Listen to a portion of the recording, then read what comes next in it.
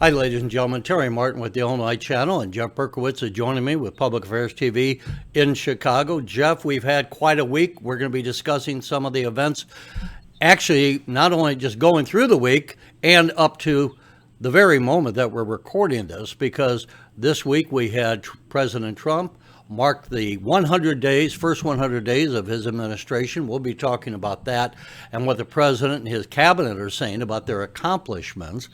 But first, Jeff, I want to get your reply after I play this tape. This is of Governor Pritzker, who traveled to New Hampshire, and he made a speech, as seemingly presidential candidates tend to do, and he made quite a speech with some of his comments. I want to note that this video we're going to play is from ABC 7 in Chicago. And I put an edit point in between because the governor made an interesting comment, and then later on he made another interesting comment, and I wanted to get both of those without the video being too long. So let me play this, and then we'll get our comments on the other side.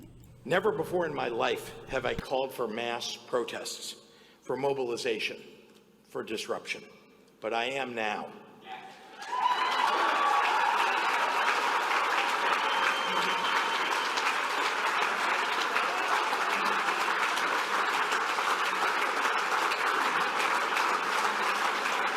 These Republicans cannot know a moment of peace. Now that this culture of timidity is on full display, those same do-nothing Democrats want to blame our losses on our defense of black people, of trans kids, of immigrants, instead of their own lack of guts and gumption.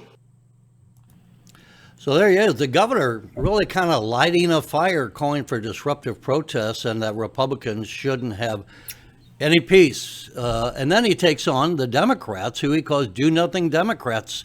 Sounds to me, Jeff, that Governor Pritzker is trying to promote himself as being the Democrat that should lead the fight against the Trump administration. Well, he is running for president. He has been doing that for a long time. This isn't his first trip to New Hampshire. Okay, I mean, he's been running for president. He's done being governor for the last 6 years. Yes, he has 2 more years to serve out his 4-year term. That'll be 8 years.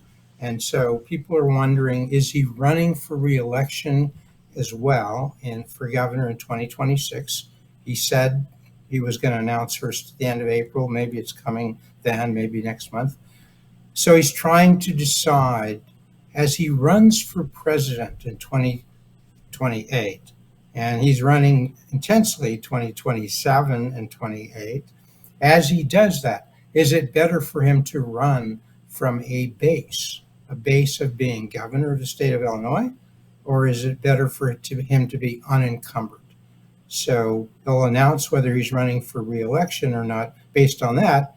But either way, Terry, he's running for president. Some have even suggested, I don't think you do this. No, I think you're right. Look, when you go out of New Hampshire and you make these kind of comments, and you're saying the do-nothing Democrats, obviously he's running for president. And the question is, as you say, will he run for re-election as the Illinois governor? And then if he were to be elected, would he then run for president as the sitting Illinois governor, or does he think, I've been here, done that, and now before maybe anything else goes wrong, I'm going to not run for re-election and use that time that I don't have to be tied down in Illinois to go and travel around the country running for the presidency.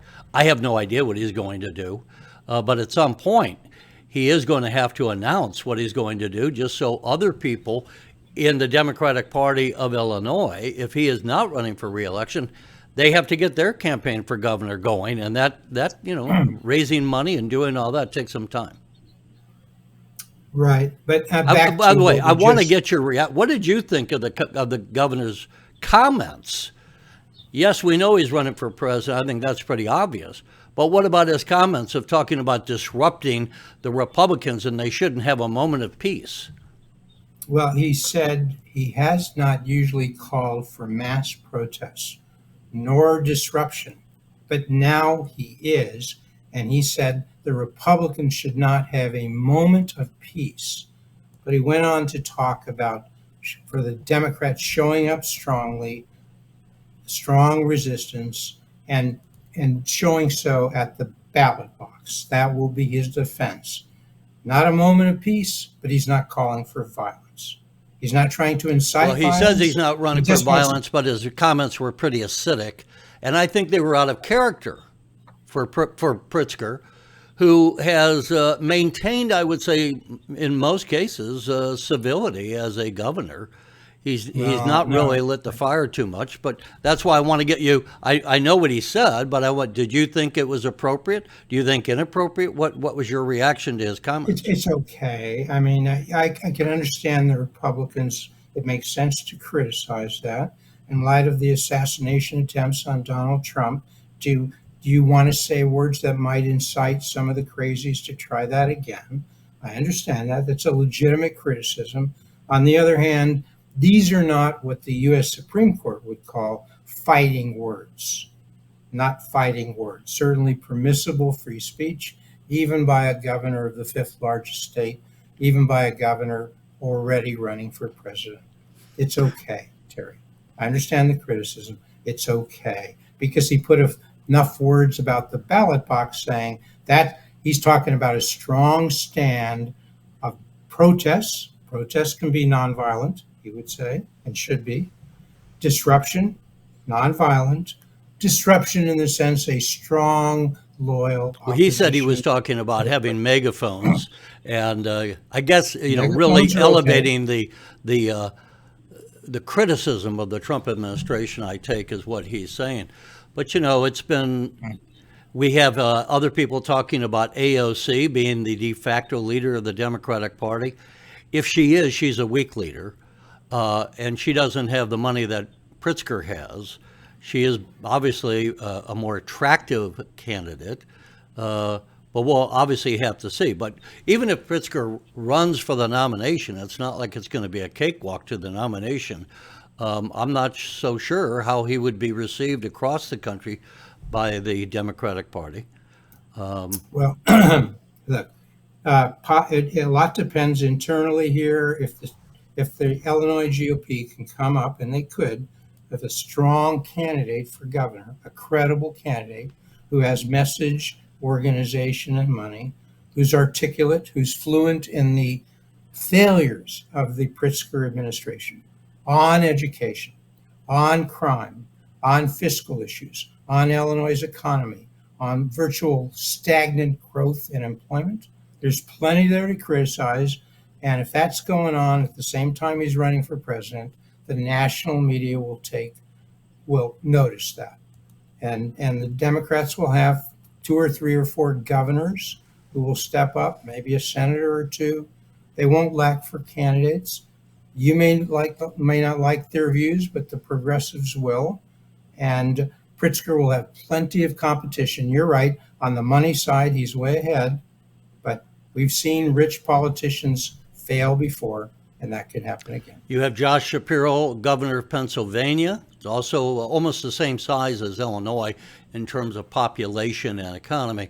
But he's seen as more of a moderate. He's been described by others. They criticized Kamala Harris for not having picked Josh Shapiro as her running mate because people say he would have been much more palatable than Tim Walz. So he's certainly another person. We'll have to see what other nominees. But I would say the big picture right now, this week, is that Pritzker is running for president. He's not all announced, but he's all but announced when you go to New Hampshire and make a fiery speech like that. Yeah, I'm sorry, I didn't hear when you said Biden should have chosen somebody else other than Walz. I said Kamala Harris should have picked Josh Shapiro as her running mate, not Tim Walz. Now, Tim Walz thinks Kamala, by the way, as we tape this on the 30th of April, Kamala Harris is going to be making a speech tonight, and she's charging people $250 to sit in the audience, and if you want to watch it online, you got to pay $25. I'm not sure she's going to raise $500 doing that, Jeff, because I don't know how many people think she's a serious candidate. She does. She thinks she's a serious candidate. I think most of the people in the Democratic Party are willing to turn their back on Kamala Harris. No, she's done. She's toast. She will not be the presidential candidate, the presidential nominee of the Democratic Party in 2028. Even when She's she ran delusional. in 2016, was it? I mean, she didn't go there, or was it 2020? She didn't go there, but she dropped out before the 2019, primaries. 2020. Right. And Shapiro would be a very strong candidate. He would have been a much stronger VP. It was one of her many stupid moves that Kamala Harris made. She didn't want somebody who might overshadow her, and she certainly made the right decision there. And the governor of California, he may be running, most likely will be running, because he's been eyeing the White House for a long time, but I think he's really destroyed his chances for when you look at what's going on in California, the deficit they have, the people fleeing the state of California. He's going to say, oh, well, we're now the fourth largest economy in the world. That's true, but that's because Japan is sinking because of their aging population. Their growth has slowed down. It's not because Gavin Newsom is doing the right things to build growth in the state of California. So, but he does have a strong point. He will run on the California economy, which is doing well despite his policies, well, not because I would say it's not doing well. I mean, we could argue that. Well, let's not get mired down on that point right now. Okay, sure. The point is, I think Gavin Newsom has a whole lot of negatives he brings. Governor Pritzker could say, I've had I forget the exact number, but something like 6 credit upgrades since I've been the governor. He can legitimately say that. That will sound good. But we also have to put it in the context that the state of Illinois had billions of dollars coming in during COVID from the federal government that also allowed him to, help get Illinois back financially from where it had been when Governor Pritzker took office. So Pritzker has some things he can talk about, but he's also done a lot of left-wing things to appeal to the left side of the Democratic base. In fact, most of the Democratic Party, I would argue now, is pretty left. And what's their favorable ratings now? Their Democratic Party is down to something like 21% nationally. So that party, whoever they nominate for president, really has a lot of digging to do to get out of the hole they're in. Right. And Pritzker, number one, I don't mean to just say this, but it's not politically correct. He is unappealing physically. Gavin Newsom is appealing physically. From the times you looked in high school who ran for student body president, they were jocks who were physically appealing. Maybe we should do better than focus on physical appeal when we think of who's running for president, but often many people certainly take that into account. Pritzker's record, as I've said before, if people take a good look, will not be good in his 8 years as Illinois, or at least there'll be plenty to criticize. Yes, crime has come down since COVID left, but it's come down at a much slower rate than most other states that have similar big city problems. So he has not done well relative to other states when you look at how the crime has gotten better. He has not done well in terms of job growth. He's done terrible. The metrics. And he's not done anything to bring down property taxes, which is a major thorn in the Illinois economy for homeowners and for businesses. And he's not done anything, and the Democrats are going to own this because they got supermajorities in the Illinois House and Senate. The Republicans are basically potted plants right now in the Illinois state government because they just don't have the votes to get anything accomplished. Well, we may have a look at that. There may be a credible candidate who has organization, who has money, and who's fluent with the topics I'm talking about, who will arise as a gubernatorial candidate. That may happen, and then the national media will be shamed into learning about that because they'll see somebody in Illinois giving thoughtful, constructive, well, not constructive, but thoughtful, coherent criticism of the governor. Okay, let's move along. With enough on Governor Pritzker running. I think the other thing that big happened is as we taped this last night, President Trump held a rally in Michigan.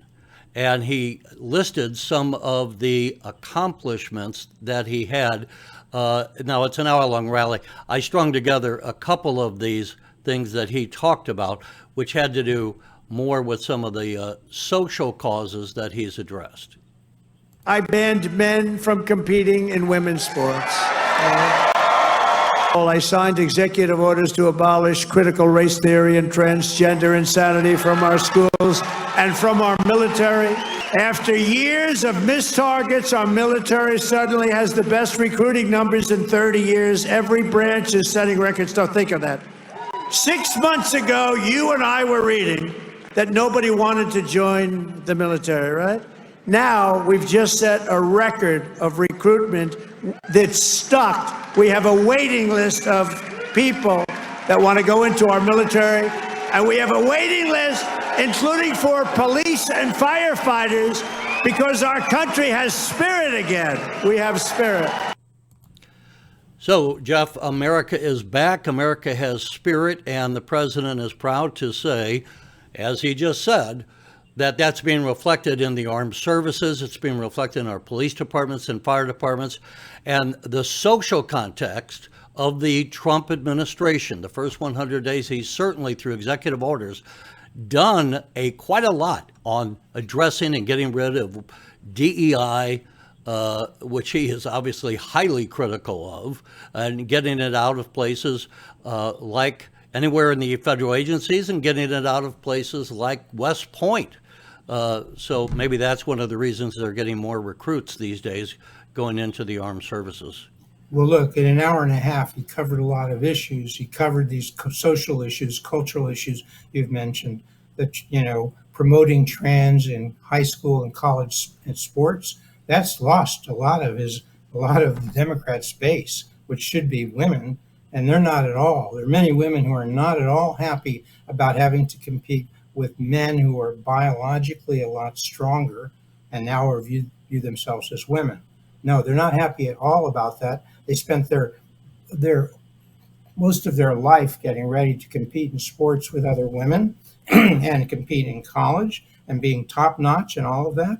And then they get a guy who's, 30 pounds heavier, 5 inches taller, stronger, swimming, breaking records galore.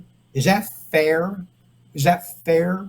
I think there are a lot of America does not think that's fair, and they're not bigots, and they don't think you should bash gays or bash trans. They just think women, by Title IX, which we started decades ago, should have the right to compete in a fair way in high school sports and college sports. That is a 90-10 issue. That is a 90-10 for Trump, for Republicans issue that the Democrats continue to stupidly run on. It's not even good policy. It's amazing that the Democrats are doing this, and what we have seen in the 100 days and how the Democrats have reacted. I mean, we have Cory Booker going 25 hours in the Senate on the floor, filibustering, and no one can say what the hell he said. And then this week, we had Cory Booker and others sitting on the Capitol steps for 12 hours, meaningless gestures. And not, if you ask anyone on the street, what is the Democratic Party's response? What are their policy positions? What are they doing to get the budget in balance? What are they doing to bring down the national debt? What are they doing on any number of things? The Democrats are not putting forth their policy positions. Their whole policy position in the first 100 days of the Trump administration is orange man bad. That's basically all they've been talking about. We should say, because I want to get to some of the economic policies that Trump has talked about, but we can't overlook the biggest thing, what Trump has accomplished by sealing the border and cutting down massively on the amount of illegal drugs coming in, sex trafficking. These are all significant accomplishments and obvious accomplishments. It's hard when you're talking about things that are esoteric or tax cuts or different foreign policy positions. But people understand that you sealed the border, and they can see that happening. And that's something that the Democrats, I think, are going to have either going to have to flip their position, but instead you got Senator Chris Van Hollen going down to El Salvador to be saying here an MS-13 member should be released from prison. Right. I mean, the immigration, illegal immigration, is not a good issue for the Democrats. And by trying to focus on El Salvador and one person who was deported, it was within the U.S. power to deport him. The courts had already so ruled. It so happens that person was not supposed to be deported to El Salvador because of his presence in gangs, apparently, which people deny, and rivalry with other gangs. But that is not a big issue for the Democratic Party to offset the fact that Trump wins on the illegal immigration issue, wins on the sealing of the borders, and is starting to win on the issue of getting rid of large numbers of illegal immigrants who have acted criminally in this country. That's been a big success for the Trump administration, as I already said, because it's an obvious success. Tom Homan. But let's get to the tariff issue. Well, the tariffs are certainly one thing I want to mention as we tape this today. The first quarter, because I want to get Trump speaking a bit about the economy here. The first quarter GDP declined in the first 3 months of this year. If you get 2 quarters back to back, it's supposed to be a recession. Now that happened under Joe Biden in 2022, and they were going, "Oh no, that doesn't mean it's a recession." So we'll have to see. But right now, what is happening behind the scenes, we don't have a bite on, is that the Republicans are writing the new tax cut bill. They're progressing with that. They're going to try to get it passed out of the Congress. A lot of work to be done between now and then, but they want to get that to the president at least by the 4th of July, if not before. That would be a big victory and a big major accomplishment, and a major problem for the Republicans if they don't get that done. But earlier today, the president held an hour-long cabinet meeting, and he was speaking about how much money he has raised because of the tariffs that he's proposed. And you don't have to pay a tariff companies if you build a factory in the United States.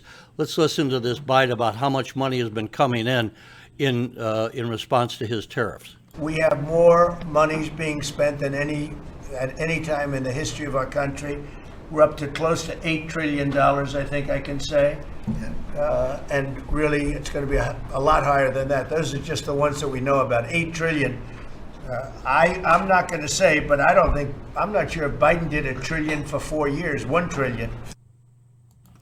So there you go, the president, $8 trillion. That's a lot of money by anyone's book. And Jeff, let me bring up that here's another press came out. NVIDIA, the major chip maker, to manufacture American-made AI supercomputers in the United States for the first time. And that starts production in Arizona. So the president can boast that his policies are having an immediate impact already. Again, they're writing tax codes. And so we'll have to see how this all breaks out. Give me your response to what you think the president's doing on the economic front. Well, look, he has stimulated already. He says to the tune of planned investment by foreign countries of $8 trillion in the U.S. in reaction to the tariffs he has imposed. And that may be a plus. That is a plus, certainly. But that's not the purpose of Trump's tariff policy. I believe, and many believe, the purpose of his tariff policy is to start out, get other countries' attention who have closed their markets to the U.S. while we have lowered our tariffs in the last 30, 40 years, or kept low tariffs. He wants them to come on board and open their markets. And Trump really would say, or certainly Kevin Hassett, who is his National Economic Council chair, and Scott Bessent, who's his Treasury Secretary, would say their policy and the Trump policy is a matter of negotiating tariffs down. So they'd love to have zero, they're free traders. They want to have zero tariffs. Not just us have zero tariffs, but are the other countries, the European bloc, Asia, China. They want them all to, and that's the idea of reciprocal tariffs. And the people focusing on that, on negotiating those things are Scott Bessent, as I've said, and Jameson Greer. Jameson Greer is talking, I think, to at least 18 countries, and these are outside the European Union, and these are India and Japan. Each of them has problems. Japan has an election coming up in June. They probably won't do anything or finalize anything before then. Other countries have this and that they're trying to work out. Are you saying that India is having an election before June? Pardon? Did you say that Japan. India? No, Japan is. Japan has a. I want to insert, because we only got about 4 minutes or so here, but there was a tease, I think, from Howard Lutnick, I believe it was, the Commerce Secretary, that's saying they're very close to announcing a deal, but the Prime Minister of unnamed country has to go back and talk to his parliament. Well, that would apply to India. And India is a major country when we are talking about importations and trade. So if the Trump administration were to announce a trade agreement with India, I don't know about this week because we're already halfway through, but if that were to come up, say, within the next week or so, that would be a major plus for the Trump administration. And by the way, it would put a lot more pressure on China to start negotiating with the Trump administration, which thus far I don't think they're really doing much as far as trying to accommodate Trump and his efforts to get fair trade. There won't be an agreement with India and next week. There could be an agreement in principle, but these are very complicated matters because you're talking not just about tariffs, you're talking about non-tariff barriers, which are very important. Even if you get tariffs down, they are. And I want to say that, let me just start to interrupt. We might, I don't know how far but you're right. You're absolutely right. The non-tariff cost, we have to look at what regulations are these foreign countries putting on American products that prohibit us being able to sell our products in their country. So it's an excellent point that I think a lot of times is overlooked. So there's a lot of regulatory issues that they have in those countries, digital and otherwise. So all of those things have to be negotiated. It would be nice if they could get big agreements with India, Japan, maybe even some inroads on China, say by July 8th, which is really their target. This thing started in April. If you can do those and get actual agreements, you got term sheets to negotiate. So you start with the term sheets, you start with the principles, you start with the framework. That's what they're doing now. That's what Jameson Greer, the U.S. Trade Representative, is doing. That's what Scott Bessent is doing as Treasury Secretary. I think, Kevin Hassett, the National Economics Council chair, said he's not doing negotiating, but he has all of these things I've been talking about, and he's discussed them in interviews, in his head, and they are the framework for getting what Trump wants. That is, he wants to say, yes, we will lower our tariffs on aluminum, on steel, on autos, these 25% tariffs. We'll get them down to zero, if you like, if you will do these other things we've just discussed. And if you will open up your markets. So we start seeing American cars in Germany. Like, why don't we see American cars in Germany? Because of all the prohibitions. Look, we're running out of time. I want to mention we don't have time to, in the cabinet meeting, the Sean Duffy, Transportation Secretary, importantly said that they are working on upgrading the systems for air traffic control, which is still using floppy disks. They want to really fix this. He was saying how in the Biden administration they were kind of putting duct tape on this. Before we get to the last second, look, people see a lot of polls. They're being shown by a lot of the media, whether it's the New York Times or the Washington Post. I understand from what Larry Kudlow said and others, a lot of these polls have not a true make your point quickly. No, to have a true representation of Republicans. Republicans won more than 50% of the vote. They have like 35% Republicans. So that's why they're showing these polls are very negative. Okay, we got to wrap that up now. Folks, tell us what you think. Do you like the Trump administration's first 100 days or not? And Jeff and I will be updating you on things as they break, both in the state and nationally. Until then, Jeff, we'll see you next time. So long.